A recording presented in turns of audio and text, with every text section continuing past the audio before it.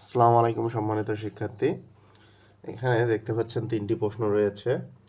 দেখুন তিনটি একই রকমই প্রশ্ন, শুধু মান আলাদা করে দেওয়া আছে। দেখুন একটি বিন্যাসের পাসের সাপেক্ষে প্রথম চারটি পরিঘাত যথাক্রমে 1.5, 17, -30 এবং 108 হলে বিটা 1 এবং বিটা 2 নির্ণয় করো। আবার পরের প্রশ্ন দেওয়া আছে একটি বিন্যাসের 45 নির্ণীত প্রথম চারটি পরিঘাত -1.4, 154,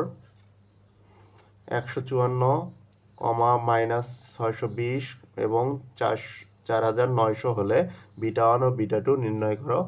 একই রকম প্রশ্ন দেওয়া আছে একটি বিন্যাসের পাসের সাপেক্ষে প্রথম চারটি পরিঘাত 2, 20, 40, 50 হলে বিটা 1 এবং বিটা 2 নির্ণয় করো। এখন এই প্রশ্নগুলো কিন্তু সবগুলোই একই, তো আপনারা এই দুটা নিজেরাই করবেন। আমি উপরেরটা করে দিচ্ছি আপনাদের।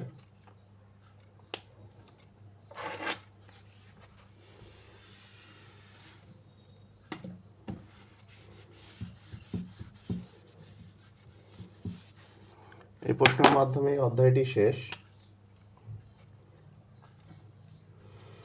এখানে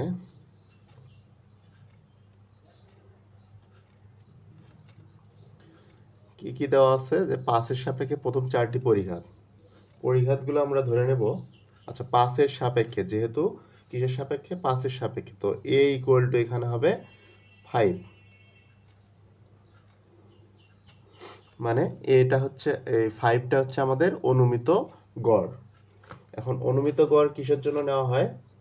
আপনারা জানেন অনুমিত গড় কিন্তু নেওয়া হয় অশোধিত পরিঘাতের ক্ষেত্রে, আর শুধু গড় নেওয়া হয় শোধিত পরিঘাতের ক্ষেত্রে বা কেন্দ্রীয় পরিঘাতের ক্ষেত্রে। এখন এটা আমরা নিলাম, এটা দেওয়া আছে, আরো দেওয়া আছে এই মানগুলো। এগুলোকে আমরা লিখব যে μ1 ড্যাশ ইকুয়াল টু 1.5,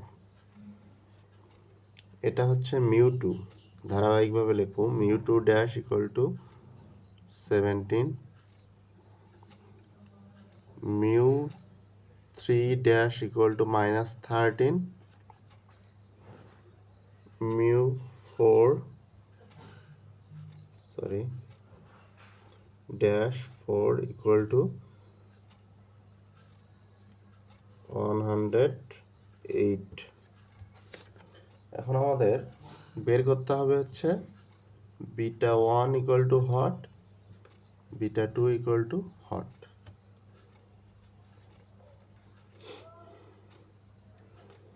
এখন এখানে লক্ষ্য করুন যে μ2, এই μ2 আবার কিসের? এটা কিন্তু শোধিত পরিঘাত, অর্থাৎ কেন্দ্রীয় পরিঘাতের ক্ষেত্রে μ2 সমান আমরা কি জানি যে μ2 ড্যাশ মাইনাস μ1 ড্যাশ স্কয়ার, এটা কিন্তু আমরা জানি। এখন μ2 ড্যাশের মান কত? μ2 ড্যাশের মান 70, μ2 ড্যাশের মান 70, μ1 ড্যাশের মান 1.5, তার উপর স্কয়ার, 1.5 এর উপরে স্কয়ার। আচ্ছা, এখানে -1.5 হবে, -1.5। আচ্ছা, -1.5 এর উপর স্কয়ার। এখানে ক্যালকুলেশন করে পাবো আমি 14.75। μ2 পেলাম μ3। এখন μ2 এবং μ3 কেন নিচ্ছি? কারণ এই বিটা 1 এবং বিটা 2 বের করার জন্য আমাদের এগুলো প্রয়োজন। তো μ3 এর জন্য আমরা জানি μ3 dash minus 3 μ2 dash μ1 dash plus 2 μ1 dash cube. এখানে পুনরায় আমরা মানগুলো বসিয়ে দেব। এটার মান -33 গুণন μ2 ড্যাশের মান 17, মানে 70, গুণন μ1 ড্যাশের মান -1.5, তারপর প্লাস 2, μ1 ড্যাশের মান -1.5, তার উপর কিউব। আচ্ছা, এখন এটার ক্যালকুলেশন করে আমরা পাবো 3975। এখন আমাদের মিউ ফোর সমান আমরা জানি হচ্ছে মিউ ফোর ড্যাশ, এগুলো আমরা কিন্তু বের করে নিয়েছিলাম। আপনার প্রথম যে ম্যাথগুলো সমাধানগুলো করেছিলেন থিওরিগুলো, সেখানে এগুলো দেওয়া ছিল।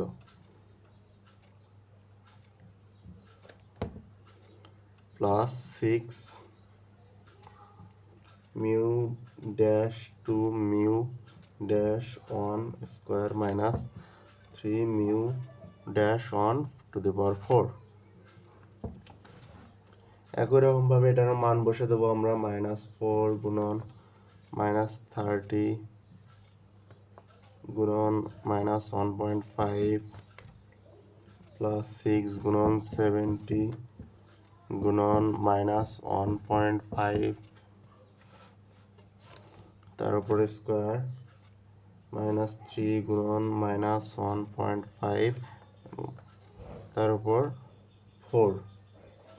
এখন এটার ক্যালকুলেশন করলে পাবো হচ্ছে 142.32, এখানে 142.32। এখন এখানে লক্ষ্য করুন, আমরা মিউ টু, মিউ থ্রি এবং মিউ ফোর এর মান পেলাম। এই মানগুলো আমরা, আচ্ছা এখানে একটু সাইডে লিখে নেই, মিশিয়ে দেবো আমরা এগুলো। মিউ টুর মান হচ্ছে 14.75, মিউ থ্রি এর মান 3975, মিউ ফোর এর মান কত 142.32। এখন এগুলো আমরা মিশিয়ে দেবো।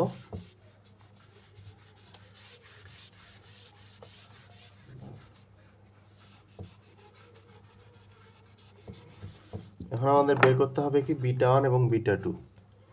তো বিটা ওয়ান সমান আমরা জানি কিন্তু mu three square divided mu two cube, এটা আমরা জানি। তো মিউ থ্রির মান কত 3.975 তার উপর স্কোয়ার ডিভাইডেড মিউ টুর মান কত 14.75 তার উপর কিউব।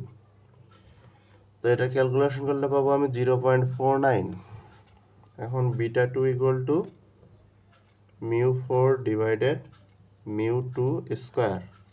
তো মিউ ফোরের মান কত 14232 ডিভাইডেড মিউ টুর মান হচ্ছে